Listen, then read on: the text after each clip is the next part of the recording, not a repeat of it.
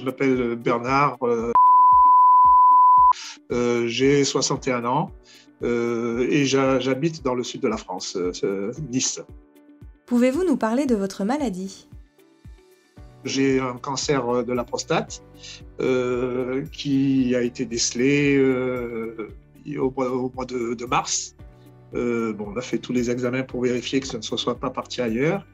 Et donc, pas d'opération possible, donc de la radiothérapie.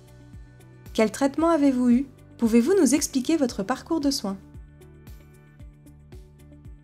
Pas de possibilité d'opération parce que c'était mal placé, donc radiothérapie, 35 séances de radiothérapie, commencé fin mars et fini en juin. Maintenant, j'attends le moment au mois d'août pour faire les contrôles. Quels sont les points positifs et quelles sont les difficultés que vous avez rencontrées ?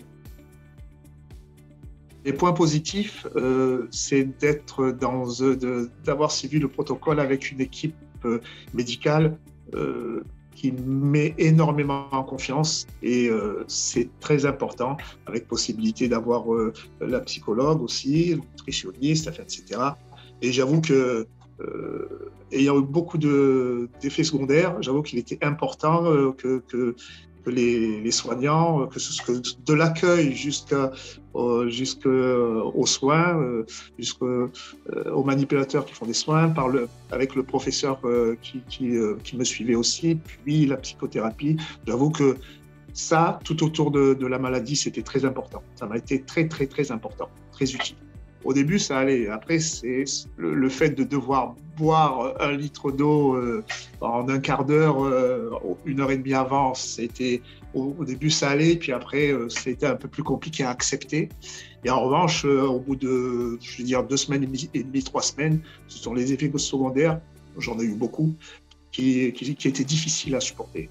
En revanche, là, pareil, l'équipe médicale, l'équipe tout autour de la radiologie a été très importante parce que c'est des douleurs, certaines douleurs compliquées. Bon, certains disent « cancer de la prostate », bon, c'est rien, c'est bon. Je pense que ceux qui le disent, c'est qu'ils soit ils ne l'ont pas eu, mais ils en ont entendu parler, soit il y a eu une opération et c'était peut-être, je dis pas que c'est sûr, mais c'était peut-être plus facile à accepter au niveau des effets secondaires. Parce que dans la radiothérapie, il y a quand même beaucoup de... J'en ai eu beaucoup par rapport à certains. J'avais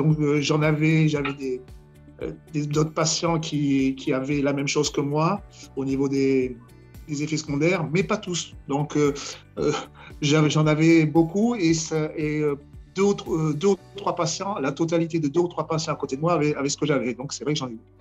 Que souhaitez-vous partager avec les autres patients ? Moi, ce que j'aimerais partager, c'est tout simplement avoir une confiance dans l'équipe médicale parce que tout ce qu'ils nous annoncent, ce n'est pas pour rien. Lorsqu'on a la possibilité d'avoir un suivi psychologique, nutritionniste, c'est pas pour rien.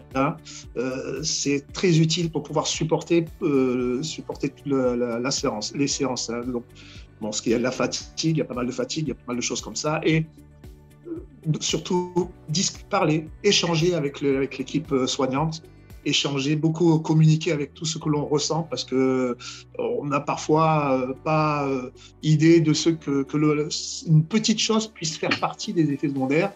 Mais après, dans le suivi, il y a tout ce qu'il faut pour pouvoir accepter ces effets secondaires jusqu'à leur disparition. Donc, la communication avec le staff médical et même avec les manipulateurs qui font les séances de radiothérapie, c'est très important, très très important.